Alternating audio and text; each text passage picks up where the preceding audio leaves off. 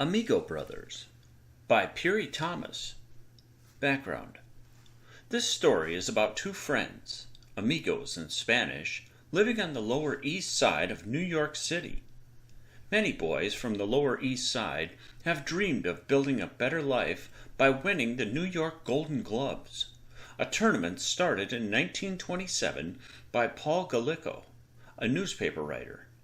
This tournament marks an amateur's entry into the world of big-time boxing. Antonio Cruz and Felix Vargas were both 17 years old. They were so together in friendship that they felt themselves to be brothers. They had known each other since childhood, growing up on the Lower East Side of Manhattan in the same tenement, building on 5th Street between Avenue A and Avenue B.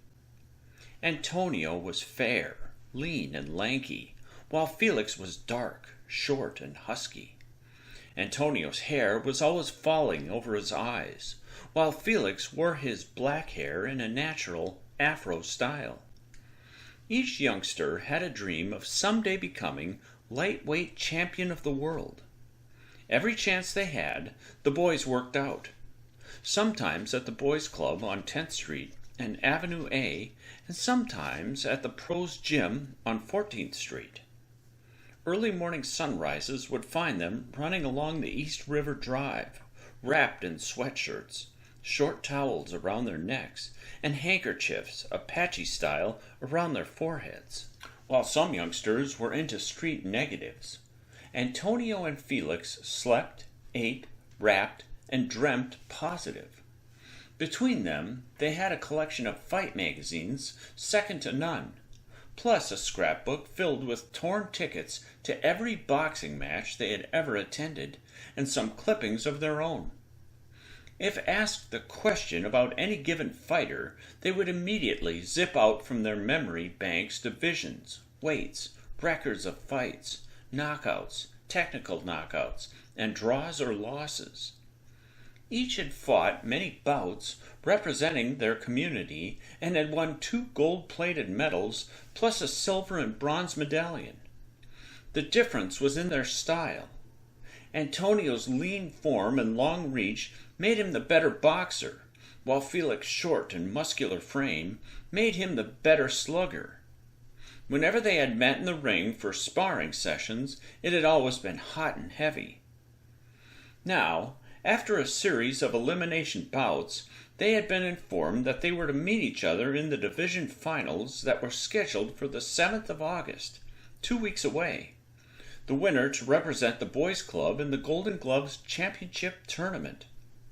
The two boys continued to run together along the East River Drive, but even when joking with each other, they both sensed a wall rising between them. One morning, less than a week before their bout, they met as usual for their daily workout. They fooled around with a few jabs at the air, slapped skin, and then took off, running lightly along the dirty East River's edge. Antonio glanced at Felix, who kept his eyes purposely straight ahead, pausing from time to time to do some fancy leg work while throwing 1-2s, followed by uppercuts to an imaginary jaw. Antonio then beat the air with a barrage of body blows and short, devastating lefts with an overhead, jaw-breaking right. After a mile or so, Felix puffed and said, "Let's stop a while, bro. I think we both got something to say to each other." Antonio nodded. It was not natural to be acting as though nothing unusual was happening when two ace-bound buddies were going to be blasting each other within a few short days. They rested their elbows on the railings separating them from the river. Antonio wiped his face with his short towel. The sunrise was now creating day. Felix leaned heavily on the river's railing and stared across to the shores of Brooklyn. Finally, he broke the silence. "Man, I don't know how to come out with it." Antonio helped. "It's about our fight, right?" "Yeah, right." Felix's eyes squinted at the rising orange sun. "I've been thinking about it too, Pennon. In fact, since we found out it was going to be me and you, I've been awake at night, pulling punches on you, trying not to hurt you." "Same here. It ain't natural not to think about the fight. I mean, we both are 𝘍𝘪𝘬𝘦 fighters, and we both want to win. But only one of us can win. There ain't no draws in the eliminations. Felix tapped Antonio gently on the shoulder. I don't mean to sound like I'm bragging, bro, but I want to win, fair and square. Antonio nodded quietly. Yeah, we both know that in the ring the better man wins. Friends or no friends, brother or no. Felix finished it for him. Brother. Tony, let's promise something right here, okay? If it's fair, hermano, I'm for it. Antonio admired the courage of a tugboat pulling a barge 5 times its welterweight size. It's fair, Tony. When we get into the ring, it's got to be like we never met. We got to be like 2 heavy strangers that want the same thing and only one can have it. You understand, don't you? See, I know, Tony smiled. No pulling punches. We go all the way. Yeah, that's right. Listen, Tony, don't you think it's a good idea if we don't see each other until the day of the fight? I'm going to stay with my Aunt Lucy in the Bronx. I can use Gleason's gym for working out. My manager says he got some sparring partners with more or less your style. Tony scratched his nose pensively. Yeah, it would be better for our heads. He held out his hands, palm upward. Deal? Deal. Felix lightly slapped open skin. Ready for some more running? Tony asked lamely. Nah, bro. Let's cut it here. You go on. I kind of like to get things together in my head. You ain't worried, are you? Tony asked. No way, man. Felix laughed out loud. I got too much smarts for that. I just think it's cooler if we split right here. After the fight, we can get it together again like nothing ever happened. The Amigo brothers were not ashamed to hug each other tightly. Guess you're right. Watch yourself, Felix. I hear there's some pretty heavy dudes up in the Bronx. Suavecito? Okay?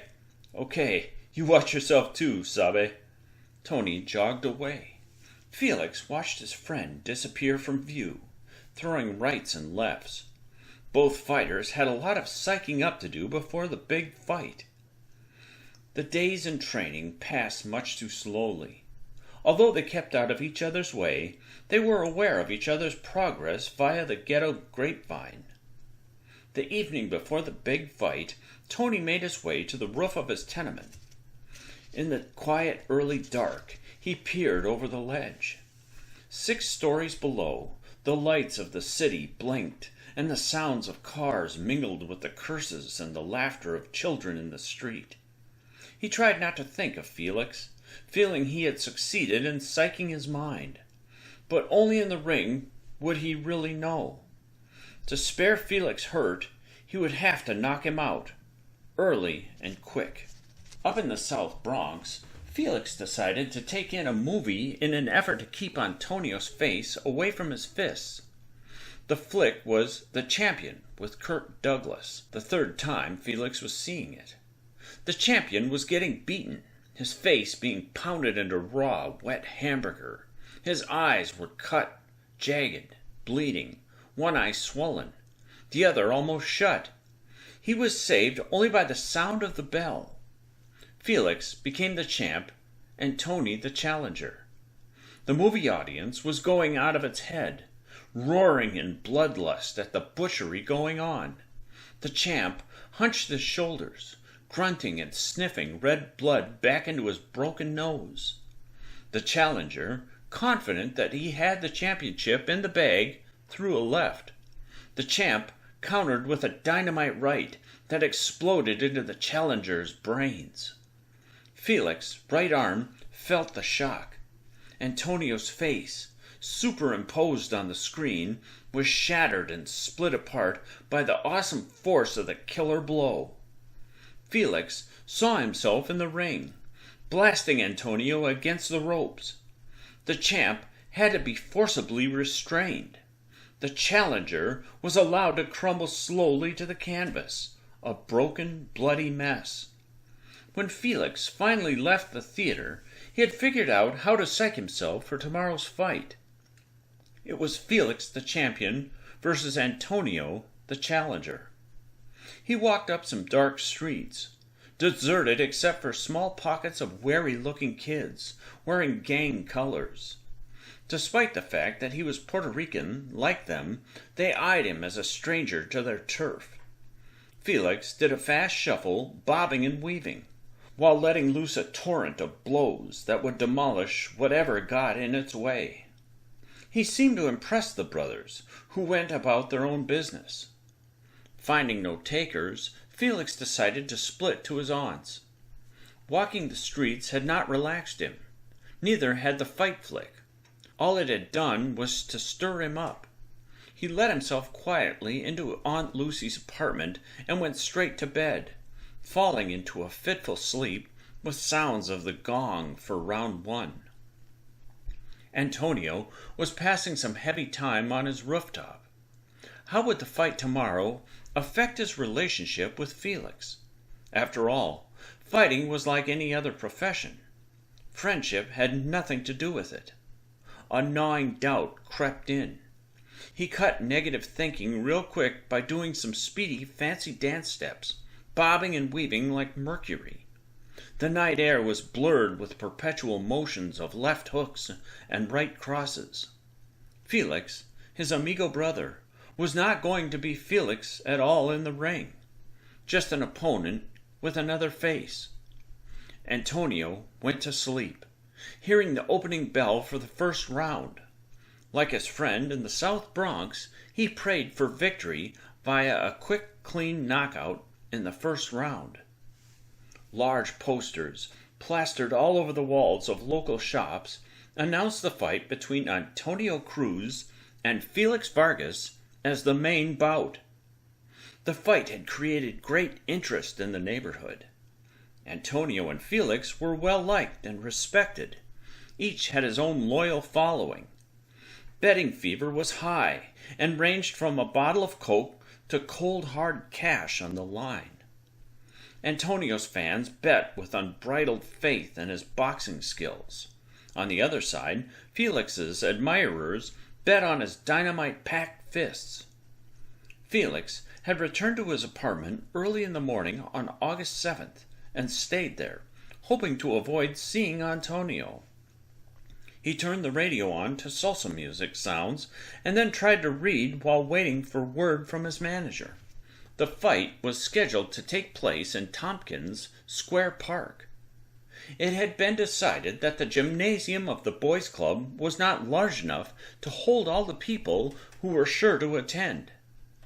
In Tompkins Square Park, everyone who wanted could view the fight, whether from ringside or window fire escapes or tenement rooftops.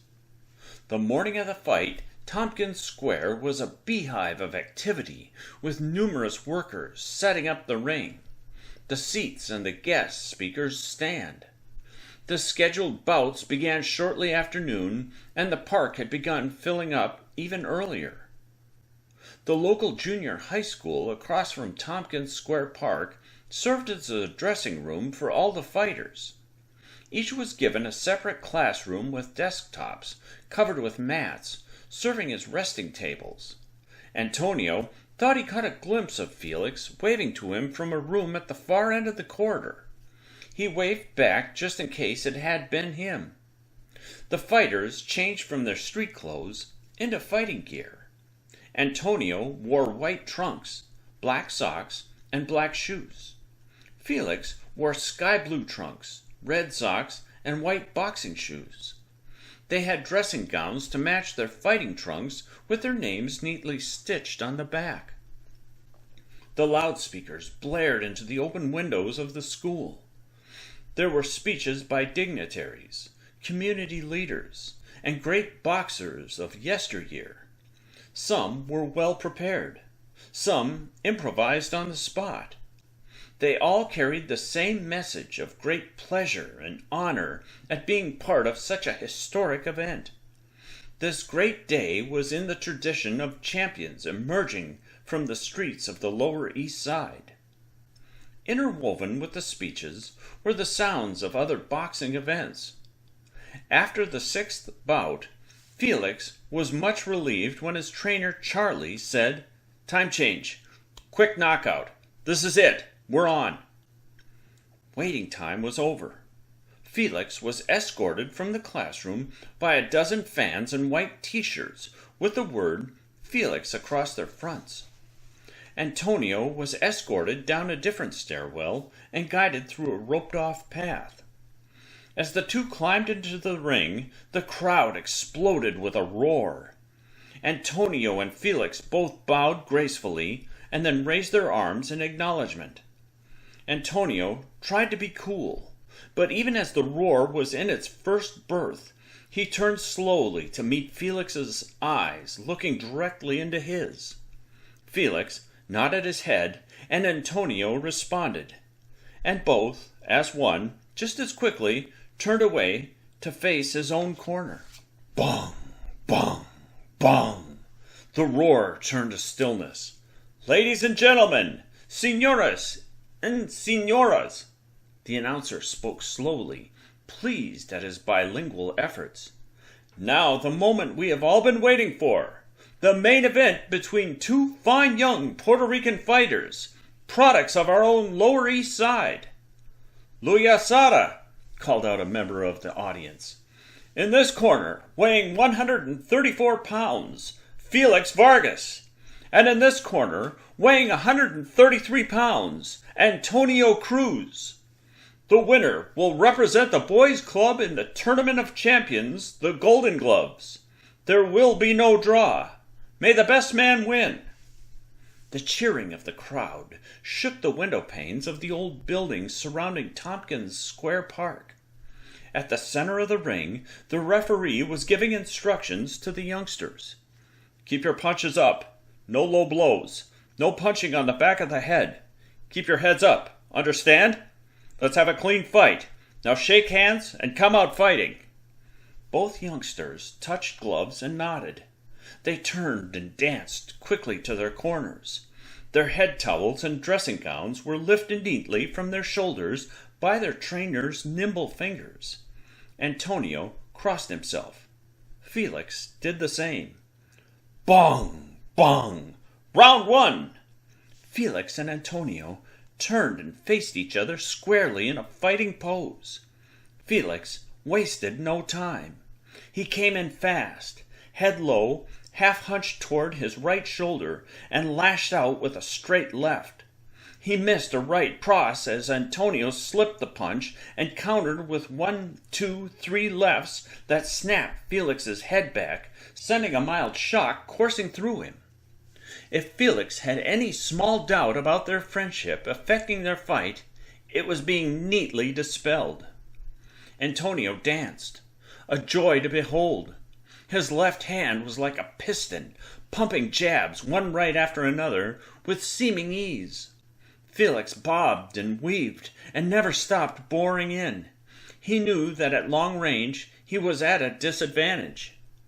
Antonio had too much reach on him. Only by coming in close could Felix hope to achieve the dreamed-of knockout. Antonio knew the dynamite that was stored in his Amigo Brothers' fists. He ducked the short right and missed the left hook. Felix trapped him against the ropes just long enough to pour some punishing rights and lefts to Antonio's hard midsection. Antonio slipped away from Felix, crashing 2 lefts to his head, which sent Felix's right ear to ringing. Bong! Both amigos froze a punch well on its way, sending up a roar of approval for good sportsmanship. Felix walked briskly back to his corner. His right ear had not stopped ringing. Antonio gracefully danced his way toward his stool, none the worse, except for glowing glove burns showing angry red against the whiteness of his midribs. "Watch that right, Tony," his trainer talked into his ear. "Remember, Felix always goes to the body. He'll want you to drop your hands for his overhand left or right. Got it?" Antonio nodded, spraying water out between his teeth. He felt better as his sore midsection was being firmly rubbed. Felix's corner was also busy. "You gotta get in there, fella." Felix's trainer poured water over his curly afro locks. "Get in there, or he's gonna chop you up from way back." Bong! Bong! Round 2. Felix was off his stool and rushed Antonio like a bull, sending a hard right to his head. Beads of water exploded from Antonio's long hair. Antonio, hurt, sent back a blurring barrage of lefts and rights that only meant pain to Felix, who returned with a short left to the head, followed by a looping right to the body. Antonio countered with his own flurry, forcing Felix to give ground, but not for long. Felix bobbed and weaved, occasionally punching his two gloves together. Antonio waited for the rush that was sure to come. Felix closed in and feinted with his left shoulder and threw a right instead. Lights suddenly exploded inside Felix's head as Antonio slipped the blow and hit him with a piston-like left, catching him flush on the point of his chin. Bedlam broke loose as Felix's legs momentarily buckled. He fought off a series of rights and lefts and came back with a strong right that taught Antonio respect. Antonio danced in carefully. He knew Felix had the habit of playing possum when hurt, to succor an opponent within reach of the powerful bombs he carried in each fist. A right to the head slowed Antonio's pretty dancing. He answered with his own left at Felix's right eye that began puffing up within 3 seconds. Antonio, a bit too eager, moved in too close, and Felix had him entangled in a rip-roaring, punching toe-to-toe slugfest that brought the whole Tompkins Square Park screaming to its feet. Rights to the body, lefts to the head. Neither fighter was giving an inch. Suddenly, a short right caught Antonio squarely on the chin. His long legs turned to jelly, and his arms flailed out desperately. Felix, grunting like a bull, threw wild punches from every direction. Antonio, groggy, bobbed and weaved, evading most of the blows. Suddenly his head cleared. His left flashed out hard and straight, catching Felix on the bridge of his nose.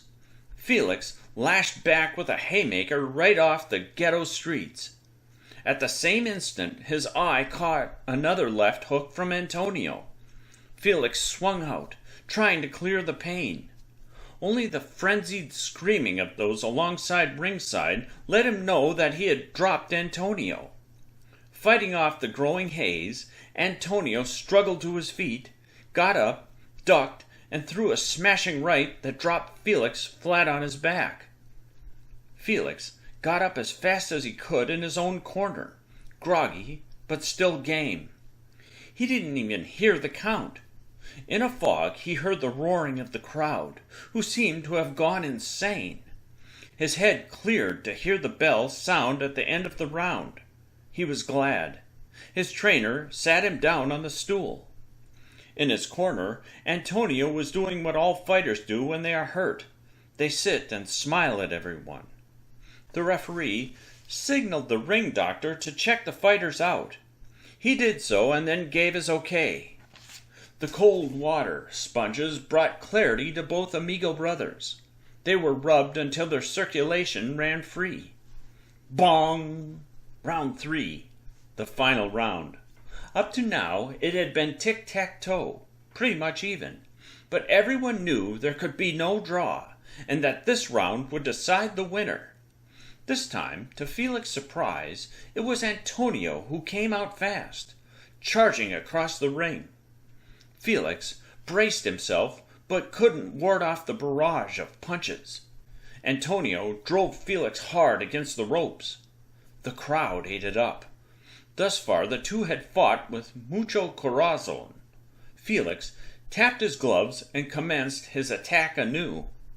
Antonio, throwing boxer's caution to the winds, jumped in to meet him. Both pounded away. Neither gave an inch, and neither fell to the canvas. Felix's left eye was tightly closed. Claret-red blood poured from Antonio's nose. They fought toe-to-toe. The sounds of their blows were loud in contrast to the silence of a crowd gone completely mute. The referee was stunned by their savagery. Bong, bong, bong! The bells sounded over and over again. Felix and Antonio were past hearing. Their blows continued to pound on each other like hailstones. Finally, the referee and the two trainers pried Felix and Antonio apart. Cold water was poured over them to bring them back to their senses. They looked around and then rushed toward each other. A cry of alarm surged through Tompkins Square Park. Was this a fight to the death instead of a boxing match? The fear soon gave way to wave upon wave of cheering as the two amigos embraced. No matter what the decision, they knew they would always be champions to each other. Bong, bong, bong! Ladies and gentlemen, senors and senoras, the winner and representative to the Golden Gloves Tournament of Champions is... The announcer turned to point to the winner and found himself alone. Arm in arm, the champions had already left the ring. The end. If you are new to our channel, subscribe now and be sure to check out our other English short stories.